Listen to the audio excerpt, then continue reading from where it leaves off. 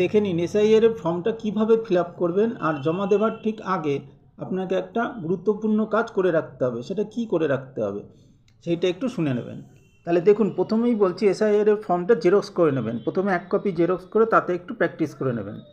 তাহলে দেখুন, এইখানে যেগুলো দেওয়া আছে এগুলো সবই কিন্তু 2025 সালের ভোটার কার্ড অনুযায়ী, আপনার যে এখন ভোটার কার্ড আছে সেই অনুযায়ী কিন্তু দেওয়া আছে। নির্বাচকের নাম, এপিক নম্বর একটু মিলিয়ে নেবেন, ঠিকানা এগুলো দেওয়া আছে। এখানে ক্রমিক সংখ্যা, অংশ নম্বর সবই একটু মিলিয়ে নেবেন, ঠিক আছে, এখনকার 2025 সালের ভোটার কার্ড অনুযায়ী। আর এখানে দেখবেন সবথেকে ইম্পর্টেন্ট, এখানে বিএলআরও যিনি আছেন তার নম্বর থাকবেন, বিএলও, ঠিক আছে, বিএলওর নম্বর থাকবে, নাম থাকবে আর মোবাইল নম্বর থাকবে। তাহলে তাকে ফোন করে সম্পূর্ণ ডিটেল জেনে নিতে পারেন। কোথাও কোনো অসুবিধা হলে তাকে ফোন করে জেনে নেবেন। তার মোবাইল নম্বর থাকবে, তার নাম থাকবে বিএলও অফিসারের, ঠিক আছে। তাহলে এবার চলে আসছি, দেখুন এই জায়গাটা এখানে ডেট অফ বার্থ দিতে হবে। ডেট অফ বার্থ, তারপর আধার নম্বর, জন্ম তারিখ আপনার ইংলিশে লিখলেই ভালো, অসুবিধা নেই, ইংলিশে লিখতে পারেন। আধার কার্ডের নম্বর দেবেন, মোবাইল নম্বর দেবেন। তারপরে কি আছে দেখুন, পিতার নাম। তাহলে পিতা বা অভিভাবকের নাম এখানে পিতার নামই দেবেন।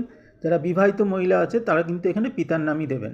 আর পিতা যদি মৃত হন তাহলে তাদের ভোটার কার্ড এপিক নম্বর দেওয়ার দরকার নেই, জীবিত হলে এপিক নম্বর দেবেন। এখানে মাতার নাম, মাতার নাম দেখুন এখানে পিতা মাতার নাম আছে, তাহলে মাতার নাম দেবেন। এবং তার যদি এপিক নম্বর থাকে, জীবিত হন তাহলে এপিক নম্বর দেবেন, মৃত হলে এপিক নম্বর দেওয়ার দরকার নেই। এখানে দেখুন, বিবাহিত হলে, আপনি যদি এখানে বিবাহিত মহিলা হন তাহলে কিন্তু এখানে আপনার স্বামীর নাম দেওয়ার একটা জায়গা রয়েছে। তাহলে বিবাহিত মহিলা হলে এখানে স্বামীর নাম দেবেন, আর যদি বিবাহিত পুরুষ হন তাহলে এখানে স্ত্রীর নাম দেবেন, ঠিক আছে, এবং তাদের এপিক নম্বরটাও দিয়ে দেবেন। হয়ে গেল। তাহলে এই জায়গাটা কিন্তু পুরোটাই আপনার 2025 সাল অনুযায়ী হবে, অর্থাৎ এখনও যেটা আছে সেই অনুযায়ী হবে।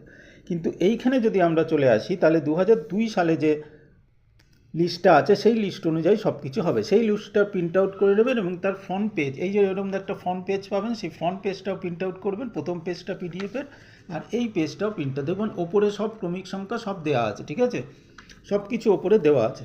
তাহলে এখানে যেটা থাকবে সেটা কিন্তু সম্পূর্ণ 2002 সাল অনুযায়ী। তার নাম যদি ভুল থাকে সেই ওই নামটাই দেবেন, আগে যে নামটা ছিল 2002 সালে, সেখানে যদি কোনো স্পেলিং মিস্টেক থাকে সেটাই দেবেন।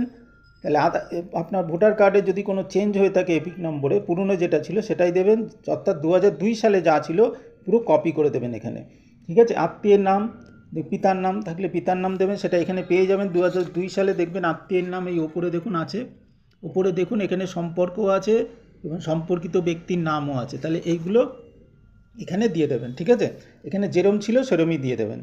তাহলে আর যদি আপনার এখানে চেঞ্জও হয়ে থাকে বিধানসভার ক্ষেত্রে, তাহলে পুরনো বিধানসভাটাই 2002 সালে